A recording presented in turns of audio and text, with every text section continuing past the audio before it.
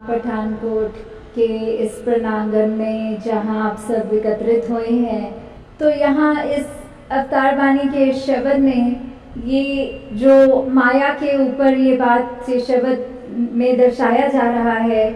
कि ये संसार में जो दिख रहा है, संसार भी अपने आप में पूरा का पूरा या जो कुछ भी हम देखते हैं अपने जीवन में अनुभव करते हैं, इन आँखों से जो कुछ दिख रहा है वो सब माया ही है। वो इल्यूजन रूप में जो कहा जाता है कि कैसे ये माया के का ही रूप है संसार, उस तरह की आज है कल नहीं, क्षण भंगुर वाली बात कि ये इसका तो आना जाना लगा ही रहेगा। जैसे कभी एक उदाहरण के तौर पे एक चीज़ हमारे जीवन में, अगर अभी हमको भूख है तो हमारे आगे भोजन आ जाता है, तो उसके बाद हमारा इच्छा ये पहले रहती है कि भूख लग रही है तो भोजन दिखे, पर जैसे ही हमारा वो पेट भर गया, हमारी वो इच्छा की पूर्ति हो गई, तो फिर बस हम बीच में कभी कभी तो पूरा फुल्का भी नहीं समाप्त करते, आधे में ही छोड़ देते हैं। वैसे ही कोई भी चीज़ अगर है जो हमको भ्रमित भी करती है, लौट करती है अपनी तरफ, कि कैसे ये आकर्षण जो है इतनी चमक दमक दुनिया की कि कुछ भी देखा जाए हम उसकी तरफ इतने प्रभावित हो जाते हैं कि हम ये भूल जाते हैं उस समय कि कोई चीज़ हमको टेम्पररी ये सुख दे रही है, ये साधन सिर्फ ज़िंदगी जीने के लिए है, पर हम इतने इम्पोर्टेंस दे देते हैं वो साधनों को ही कि अपनी ज़िंदगी को उन साधनों के इर्द गिर्द घुमा लेते हैं। तो इस पे हमको विचार करना चाहिए कि कैसे सिर्फ ये जो माया का रूप ये परछाने वाला है, तो जब तक ये याद रहेगा कि ये एक आने जाने वाली चीज़ नहीं है, ये टेम्पररी है, ये कोई परमानेंट चीज़ नहीं है, तो उतना ही हम उससे एक अपना ऐसा साधनों के इस्तेमाल तक ही लिमिटेड रहे, उसको अपने मन पे अपने दिमाग पे इतना ना चढ़ा लें कि बिना उन साधनों के वो गुजारा होना संभव नहीं है। हाँ जी। सुख दुनिया दे परछावे ने जेकर प्रीता पाएगा, टल गए परछावे जिस दम रोएगा कुरलाएगा। तो यहाँ परछाओं की इस तरह ये दुनिया में सब ये माया को कंपैरिजन में किया जा रहा है कि जैसे अगर हम कहीं खड़े होते हैं, हमारे अगर पीछे से लाइट आ रही हो तो अपनी परछाई हमें आगे दिखती है, और अगर हम उसको पकड़ने की भी कोशिश करेंगे तो जितनी तेज़ हम आगे परछाई की तरफ जाएंगे उतनी तेज़ परछाई और आगे को जाएगी। तो ये माया भी उसी के संतुलन, उसी मुकाबले में ऐसे ली जा रही है कि ये तो एक परछाई ही है, हम चाहकर भी वो परछाई को नहीं पकड़ सकते, और जितना पकड़ेंगे उतना और उसका प्रभाव हमारे ये मस्तिष्क में आएगा, ये इस तरह हमारे जीवन में उसका असर आएगा। तो इन परछाओं को, ये टेम्पररी चीज़ों को, कि अभी आज एक खिलौना बच्चे को चाहिए, जैसे वो उसको माता पिता वो दिला देते हैं, तो अब कल को वो उस खिलौने से ही बोर हो जाता है, वो बस उसने जितना खेल लिया एक आधे दिन में खेल के, अब अगले दिन उसकी इच्छा एक नए खिलौने की तरफ करती है। तो वैसे ही हमारे साथ भी होता है कि जितनी भी ये परछाई रूप है, ये माया है, ये जो सिर्फ दिखाने के लिए है सामग्री, वो हम उसको निरंकार से ज़्यादा जुड़े ना कि वो सामग्री से। हाँ जी। जो कुछ अखी नजरी आउंदा आवन जावन वाला है, अकलों अन्ना मूर्ख बंदा जो इस दामत वाला है। तो अब यहाँ कहा जा रहा है कि कैसे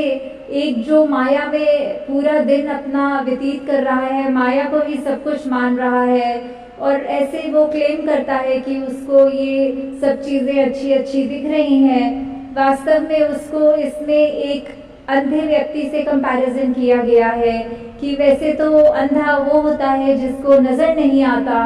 पर यहाँ आंखें होते हुए भी क्या चीज़ देखनी है,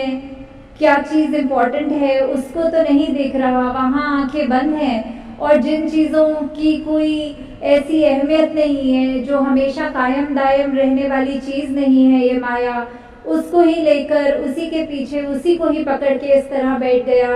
तो फिर इसीलिए उसको ये कहा जा रहा है कि ये बिल्कुल एक उस तरह है कि चीज़ होकर भी अगर आंख बंद कर लें तो फिर वो अंधे की तरह ही यहाँ पे तुलना हो रही है। हाँ जी। चलदे नाल परीता लाके आखिर रोना पैंदा है, हथ पल्ले नहीं पैंदा कुछ भी, सब कुछ खोना पैंदा है। तो अगर पूरी जिंदगी ही ऐसे व्यतीत हो जा रही है और बिल्कुल अंत समय में जब ये एहसास होता है कि कैसे यहाँ पे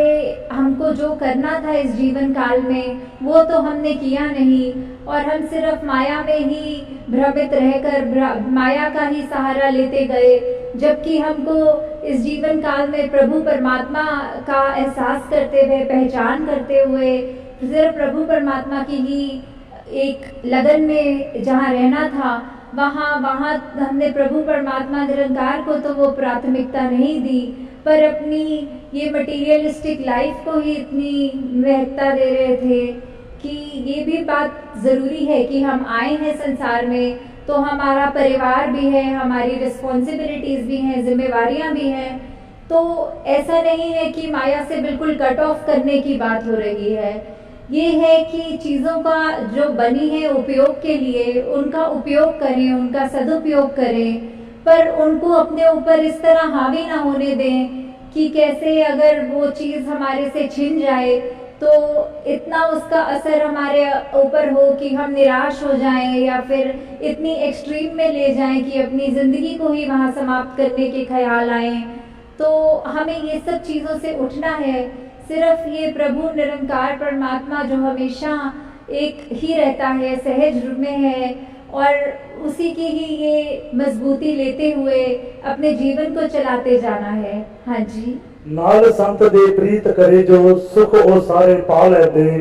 संत अवतार करे जे कृपा अपने नाल मिला लेंदे। तो कैसे संतों का योगदान रहा है एक इंसान पर कि कैसे वो प्रभाव इस तरह अपना छोड़ते हैं कि जब हम सत्संग में आते हैं और यहाँ का प्रभाव उस तरह जो वचन बोले जाते हैं उनको इस तरह से अपने जीवन में उतारते हैं कि हमें फिर ये लगता है कि संतों ने हमारे को सही मार्ग दिखाया है। युगों युगों से, आज की बात नहीं, ये जब से दुनिया कायम दायम है, संत प्रवृत्ति वाले सभी ने यही शिक्षा दी है, वही मार्ग बताया है कि कैसे हमें अपने आप को फोकस रखते हुए ठीक डायरेक्शन पे एक जो रास्ता है वो सही चुनाव करना है। हमें कैसे सिर्फ अच्छाइयों को ही देखना है, किसी के अंदर खामी नहीं देखनी। कोई भी वस्तु, इंसान तक ये माया का रूप है तो उसके अंदर भी हमें कुछ बुराई को नहीं देखते हुए या उसकी अच्छाई या बुराई से इतने प्रभावित नहीं होते हुए कि हम अपना फोकस खो के सिर्फ उसी पे टिप्पणी करते रहें या उसी के बारे उस तरह मन में सोचते रहें। तो इस तरह से हमें और भी उदाहरण चाहे देख लें कि कभी हमें ये भी लगता है कि एक माया का रूप कोई गैजेट ले लें, कोई फ़ोन वगैरह कुछ भी ले लें, जब तक वो नया है हम उसकी कितनी संभाल करते हैं। दिन ब दिन जैसे जैसे वो पुराना होता जाता है फिर हमें उसकी इतनी परवाह नहीं रहती जितना पहले रहता है और उसके बाद वो मन फिर से करता है कि अब अपने उस गैजेट को बदल लें और कोई नई एक चीज़ खरीदी जाए, उसको रिप्लेस किया जाए। तो ऐसे ही संसार ने तो ये जो वस्तुएं हैं इनका तो ये चलना रहता ही रहेगा, पर हमारे को ये संत ये क्या सिखा रहे हैं, ये सत्संग में आने का हमारा मकसद क्या है, ये सिर्फ प्रभु परमात्मा निरंकार की बात कि कैसे हमको एक ये गौतम बुद्ध भगवान जी ने भी यही अपने ये भावों में रखा था। उन्होंने दोनों जिंदगियां देखी थी कि कैसे वो एक राजा के रूप में भी जिंदगी को बिताते हुए, महल माड़ियाँ होते हुए, और फिर एक वो उनकी मेडिटेटिव वो जिंदगी जहाँ उन्होंने अपने आप को अलूफ करके बिल्कुल अकेला करके, तो बीच में उन्होंने एंड में जो निष्कर्ष निकाला वो उन्होंने यही निकाला कि दुनिया के ये जो दो एक्सट्रीम्स हैं इसको तो हमने उस तरह नहीं अपनाना, पर ये जो मध्य मार्ग है, ये जो बैलेंस है, इसको मध्य मार्ग को ही हमको चुनना है कि जहाँ ना बिल्कुल कोई उतराई की बात, ना बिल्कुल चढ़ाई की बात, बस एक ही बात कि कैसे हमको अपने जीवन में ये सारी माया होते हुए भी, ये संसार जो माया का रूप है वो होते हुए भी हमें कैसे उस माया से बचते हुए सिर्फ और सिर्फ ये परमात्मा में अपना ध्यान जोड़ना है। कैसे हम ये जो ब्रह्म ज्ञान की दात जो प्राप्त कर चुके हैं उसके बाद भी अगर हम उससे ज़्यादा निरंकार से ज़्यादा इम्पोर्टेंस अगर और किसी को दे रहे हैं तो इसमें कमी हमारी ही है कि हम कैसे उसको इतना जो अनमोल सी वस्तु है उसको लेते हुए ध्यान में नहीं बल्कि और चीज़ों में दिन रात लगे हुए हैं। तो ऐसे ही वही बात कि जहाँ पे हमें एक जैसा नहीं अपना जीवन को सहज भी बनाना है, हमें उतार चढ़ाव कैसे भी हो, कोई भी हमें किसी भी भ्रम में डाल दे। कभी कभी माया तो इतने सूक्ष्म रूप में भी आती है कि हमने चाहे किसी को उस तरह से देखा नहीं हो पर कोई अन्य व्यक्ति कह देता है कि पता है वो फलाने बंदे ने आपके बारे में ऐसा कुछ कह दिया है, तो हम वहीं पर उस व्यक्ति के लिए मन में ऐसी ओपिनियन बना लेते हैं। तो उस समय वो छोटी सी चीज़ भी जो कि पता नहीं सचमुच उस व्यक्ति ने कही भी है हमारे लिए कि नहीं कही, फिर भी वो ओपिनियन बनाकर हमारे को उस समय वो उस तरह भी भ्रमित किया जा रहा है। तो बस यही बात कि अंत में कि ये जो डिटैच्ड अटैचमेंट वाली बात होती है कि हमें ये जीवन मिला है, ये सारे सुख समृद्धि मिलती है, ये हमारे लिए वस्तुएं भी हैं हमारे आराम के लिए, उनका उस तरह इस्तेमाल करें कि जब तक हमारे पास वो चीज़ें हैं वो शुक्राना करें, और अगर कुछ हमें दिख रहा है कि किसी और के पास है हमारे पास नहीं, उसमें भी शुक्राना ही करें कि चलो जितना दिया निरंकार ने हमें उतना हमारे लिए अच्छा है। और उन चीज़ों का ऐसा प्रभाव भी ना पड़ने दें कि कभी अगर वो चीज़ हमारे पास थी और अब आज की डेट में नहीं है तो इतना उससे हम अटैच हो गए कि अब उसका ना होना हमारे को अंदर से हमारे मति भी मार रहा है, दिल को भी बुझा रहा है और ऐसे डिप्रेसिव ख्याल दे रहा है। तो दासी ने पहले ही बहुत आप सबका समय ले लिया है और आज संगत भी इतने उत्साह से दूर दूर से आई है, सिर्फ पठानकोट की ही नहीं आसपास के जम्मू के भी और भी इलाके जितने भी आसपास हैं।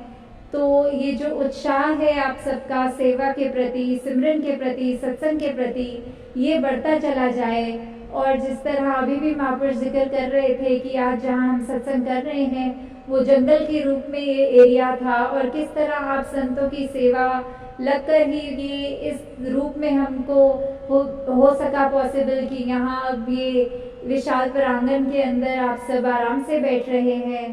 तो दासी और समाना लेते हुए इन्हीं शब्दों से आपसे आज्ञा चाहेगी और यही अंत में फिर से गुजारिश कि जब हम अगर सत्संग में हैं तो सत्संग को प्लीज़ सत्संग की तरह ही ले, वो कोई मेला नहीं है, वो कोई